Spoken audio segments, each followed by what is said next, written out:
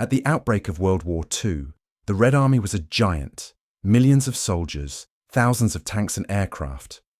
But capability isn't measured in raw numbers. It's tested in the chaos of battle. From disaster in 1941 to Berlin in 1945, the Soviet military's journey was one of catastrophe, adaptation, and eventual dominance.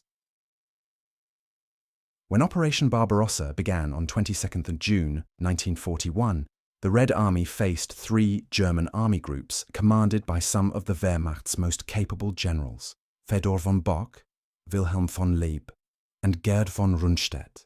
The panzer spearheads were led by Heinz Guderian's 2nd Panzer Group and Hermann Hoth's 3rd Panzer Group, whose rapid encirclements at Białystok-Minsk and Smolensk destroyed whole Soviet armies. Soviet front commanders like Dmitry Pavlov of the Western Front were overwhelmed, lacking mobile reserves and hampered by Stalin's refusal to permit withdrawals. Pavlov was later executed for the defeat. By the end of 1941, the Soviets had lost 3 million prisoners.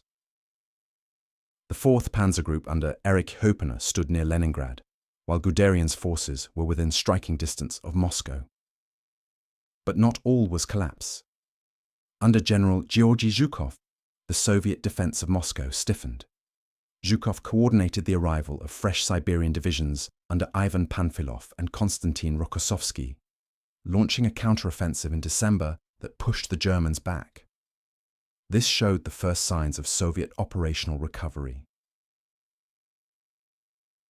In May 1942, Marshal Semyon Timoshenko's Kharkov offensive was blunted and destroyed by Friedrich Paulus's 6th Army. Over 200,000 Soviets were encircled. Yet by late 1942, the Soviets had learned to exploit German weaknesses.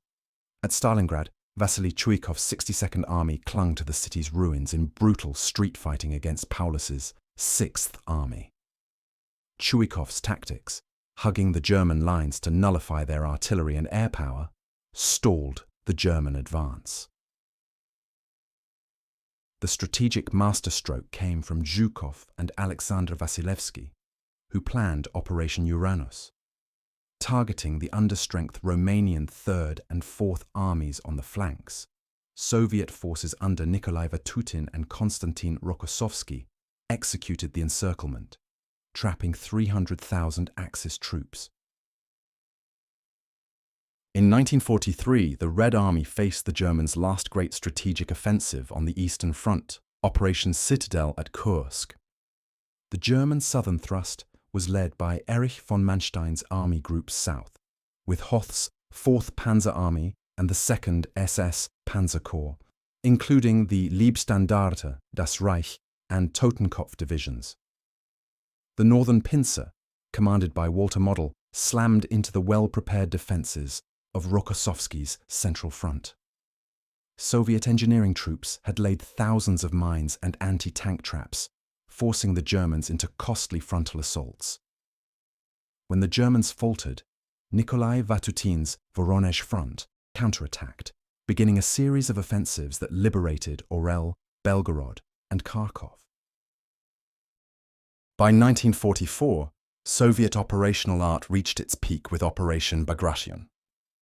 Commanded by Zhukov and Vasilevsky, 4 Soviet fronts, including Rokossovsky's 1st Belarusian Front and Ivan Chernyakovsky's 3rd Belarusian Front, destroyed Germany's Army Group Center under Ernst Busch. The Soviets used elaborate deception, fake bridgeheads, dummy radio traffic, to mask their true points of attack. In 2 months, they advanced 600 kilometers and inflicted over 400,000 casualties. In January 1945, the Vistula-Oder offensive saw Konev's 1st Ukrainian front and Zhukov's 1st Belarusian front advance over 500 kilometers in 23 days. They faced weakened German formations, many now under Heinrich Himmler's ad hoc command. At Berlin, Zhukov's troops fought through the Silo Heights against Gotthard Heinrich's defensive lines, while Konev punched into the German capital from the south. The Soviet superiority in artillery, over 40,000 guns, ensured victory, though at the cost of enormous casualties. By war's end, the Red Army had defeated some of Germany's best commanders, Manstein, Model, Guderian, and Paulus. It had destroyed entire German army groups in encirclement operations and perfected large-scale coordination of multiple armies over vast distances. But its strengths, mass, firepower, and relentless pressure, often relied on accepting losses at a scale unimaginable to Western allies.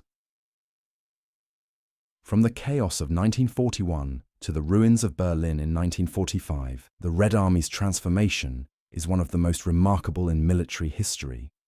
It went from near collapse to destroying the bulk of the Wehrmacht, led by a cadre of commanders, Zhukov, Rokossovsky, Konev, and others, who mastered the art of modern large-scale warfare.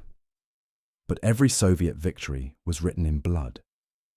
With an estimated 8.6 million military dead and over 26 million total Soviet war deaths on the Eastern Front, the staggering price of turning raw numbers into true battlefield capability. Thank you for watching. If you have found this video interesting and informative, please like, share, and subscribe for more analysis of the Second World War.